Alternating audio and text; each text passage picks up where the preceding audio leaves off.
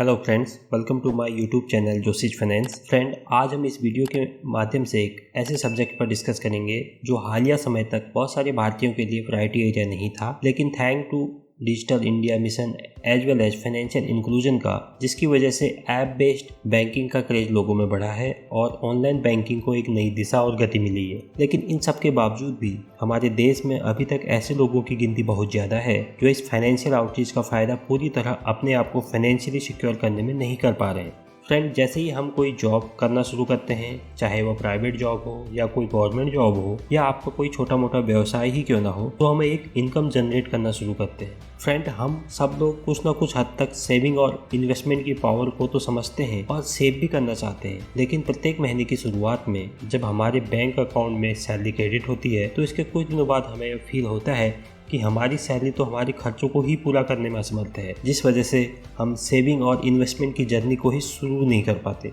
वहीं दूसरी ओर हमने ऐसे बहुत सारे एग्जाम्पल देखे हैं, हमारे आसपास बहुत सारे ऐसे लोग हों जो गवर्नमेंट जॉब कर रहे हों या कोई प्राइवेट सेक्टर जॉब में हैं और जिसकी बदौलत वह फाइनेंशियल फ्रीडम की राह की ओर आगे बढ़े हैं। फ्रेंड, फाइनेंशियल फ्रीडम एक ऐसी स्थिति है जहां आपको अपनी बेसिक ज़रूरतों को पूरा करने के लिए अपनी एक्टिव इनकम पे सस्टेन नहीं करना है, बल्कि आपकी पैसिव इनकम ही आपकी बेसिक नीड्स को पूरा करने में समर्थ है। तो फ्रेंड, क्वेश्चन हमेशा यह आता है कि उन्होंने अपनी ज़िंदगी में ऐसा क्या किया है जिस वजह से वो फाइनेंशियली फ्री हो पाए। सो फ्रेंड, समस्या यह नहीं है कि हमारी इनकम हमारी ज़रूरतों के लिए पर्याप्त है, बल्कि समस्या की जड़ तो यह है कि हमने अपनी इनकम को एक फ्रेमवर्क नहीं दिया है। तो आज हम इस वीडियो के माध्यम से यह जानने की कोशिश करेंगे कि कैसे एक इंडिविजुअल धीरे धीरे सेविंग हैबिट को डेवलप कर सकता है। तो फ्रेंड, आइए शुरू करते हैं आज का सब्जेक्ट।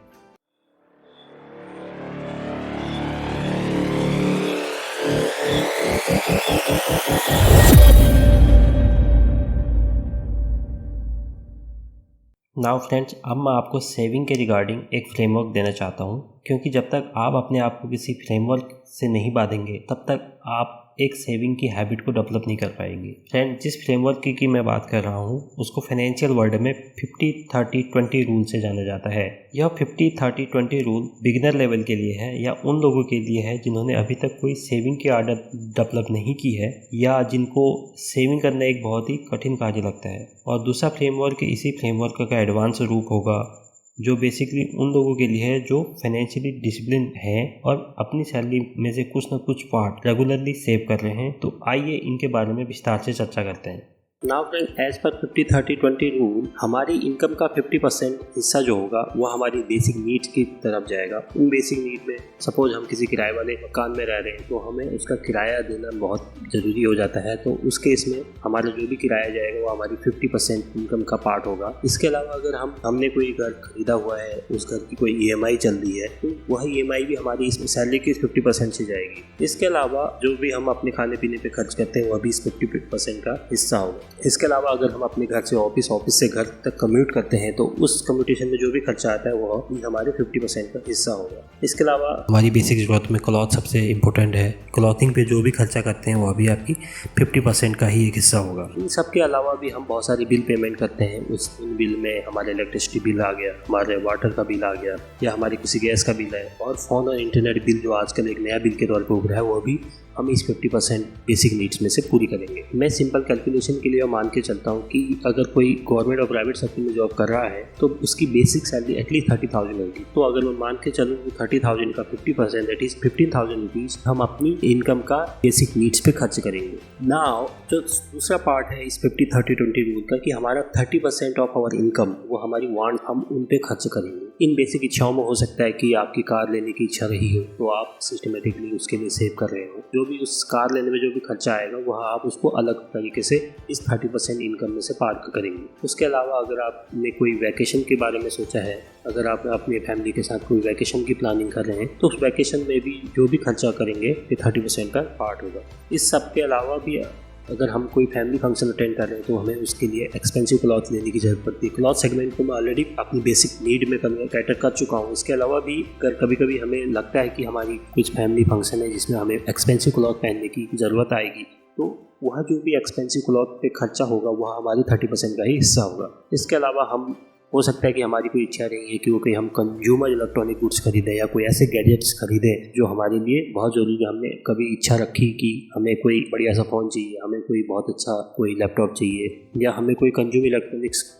ऐसा चाहिए जो हमारी बेसिक ज़रूरतों को पूरा कर पाए। तो हमारी कुछ जो भी इच्छाएं हों इस 30% का हिस्सा होगी। इस तो अगर मैं बात करूँ कि इस 30% में आपकी सैलरी सपोज 30,000 है, तो 30,000 का 30% that means 9,000 rupees per month आप अपनी फंड्स पे खर्च कर सकते हैं। जो रेस्ट 20% हिस्सा होगा आपकी सैलरी का, that will mandatory go for saving and investment, क्योंकि सेविंग एंड इन्वेस्टमेंट बहुत इंपॉर्टेंट पार्ट है। और 50-30-20 रूल लाने का सोल पर्पज यही है कि आप अपनी सेविंग और इन्वेस्टमेंट को कैटर करें। तो इस 20% में हो सकता है कि हमारे बच्चों के एजुकेशन के लिए हम कुछ कहीं इन्वेस्ट कर रहे हैं, तो वह इन्वेस्टमेंट हमारी इस 20% का पार्ट होगा। उसके अलावा हो सकता है कि हमारे ग्रोन अप बच्चे हैं तो हम उनकी मैरिज के बारे में सोच रहे हैं, तो मैरिज पे जो भी हम खर्चा करेंगे वह भी इस 20% का हिस्सा होगा। इसके अलावा हो सकता है कि आप अभी ओल्ड एज स्टेज में हैं और आपकी अब जॉब लगभग ख़त्म सी होने वाली है और आप रिटायरमेंट के नज़दीक आ रखे हैं, तो आप अपनी रिटायरमेंट के लिए कुछ कॉर्पस जमा कर रहे हैं, तो उस रिटायरमेंट पे जो भी खर्चा होगा वो भी आपकी इस 20% का पार्ट होगा। इसके अलावा हो सकता है कि आपने कोई म्यूचुअल फंड खरीद रखे हैं, आप स्टॉक पे इन्वेस्ट करते हो, या आपका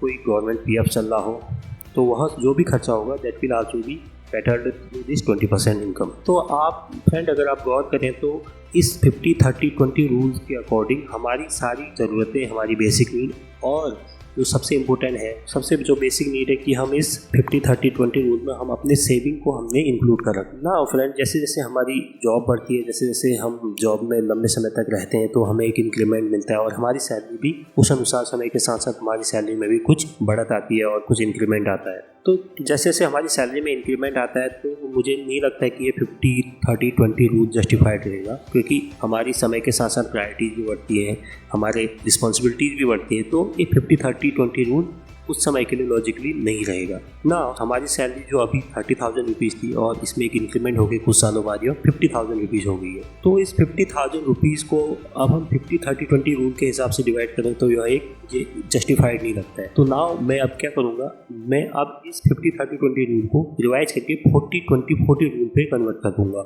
और 40-20-40 रूल को ध्यान में रखते हुए हम देखेंगे कि हमारी फाइनेंशियल और हमारे नीड, वांट्स और सेविंग एंड इन्वेस्टमेंट पे क्या फ़र्क आ रहा है। तो फ्रेंड अगर आप देखो कि 50,000 का जो 40% है that is approximately 20,000 rupees. 20,000 rupees हम अपनी बेसिक नीड्स पे खर्च करेंगे, जहाँ अभी तक हम 15,000 रुपीज़ में अपने पूरे बेसिक नीड्स को कैटर कर रहे थे। तो समय के साथ साथ इन्फ्लेशन भी बढ़ते रहता है, तो अभी तक जहाँ हम 15,000 में अपनी पूरी महीने भर की नीड्स को पूरी कर रहे थे और 20,000 में तो हमारी लाइफ स्टेटस भी इम्प्रूव होगा। उसके अलावा जो हम वांट्स की बात करें, अगर एज पर 40-20-40 रूल, ना 20% हमारी इनकम का हमारे वांट्स पे खर्च होगा। 20% ऑफ 50,000 जो होता है अप्रॉक्सीमेटली 10,000 रुपीज़, तो 10,000 रुपीज़ हम अपनी वांट्स पे खर्च करेंगे। जो अभी तक हम 9,000 में अपनी वांट्स को कैटर कर रहे थे, 10,000 से हमारी वांट्स में बेटर आपको एक स्टेटस में ना। जो तीसरा पार्ट आता है that is 40% of your income should be used for saving and investment.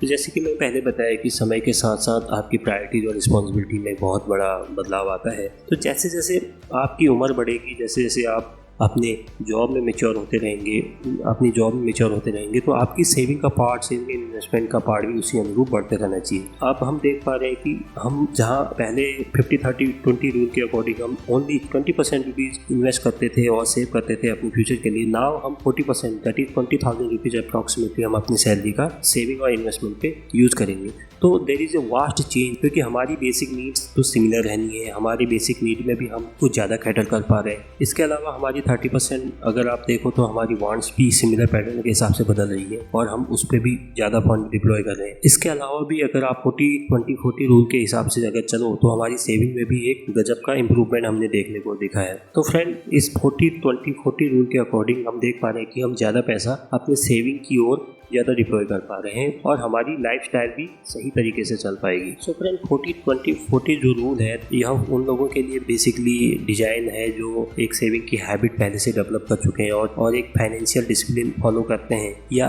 क्योंकि एक बिगिनर लेवल के लिए 50-30-20 रूल बहुत बढ़िया है। लेकिन जैसे जैसे हम अपनी जॉब में आगे बढ़ते हैं या जैसे जैसे हमारे जॉब को कुछ समय होता है तो हमारी इंक्रीमेंट बढ़ती है, हमारी सैलरी बढ़ती है और सैलरी बढ़ती है, तो तब मुझे नहीं लगता है कि 50-30-20 रूल अप्लीकेबल होना चाहिए। तो फ्रेंड हम देख पा रहे हैं कि हमारी 40-20-40 रूल रियली एक ऐसा काम करता है जिससे कि हम अपने आपको एक नई दिशा दे सकते हैं। So friend that's it for today. अगर आपको लगता है कि इस वीडियो में जो कंटेंट है वो आपके लिए लाभदायक रहा और यह आपकी पर्सनल फाइनेंस को एक नई दिशा देगा, कंटेंट को लाइक करिए, सब्सक्राइब करिए और मेरे इस चैनल को अपने फ्रेंड और फैमिली के साथ जरूर शेयर करें। अगर आप पर्सनल फाइनेंस के रिगार्डिंग कुछ नॉलेज लेना चाहते हैं तो मुझे कमेंट बॉक्स में जरूर लिखें। तब तक के लिए take care and bye bye.